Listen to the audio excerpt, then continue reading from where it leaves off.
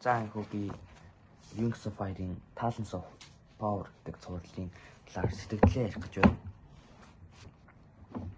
Мэдээж би бол үйл явдлын аль хэдийн ярьсан. Тэгэхээр миний өнцгөөс бүх юмыг харцгаая.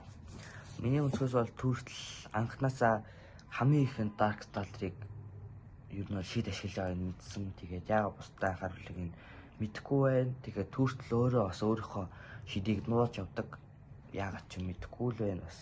Тэгээд ууг нь бол эн чинь бүр хатны удмын луу юм багаш. Тэгээд анханасаа яагаад далайн далчтан дээр очиад амьдэрчаагүй нь бас сонирхолтой байна. Тэгээд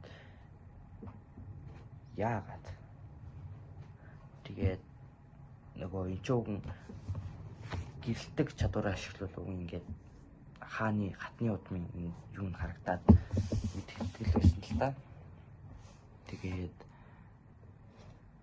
төрлийн өнцгөөс болоо Dark Stalker-ийн хувьд бол өөрийнхөө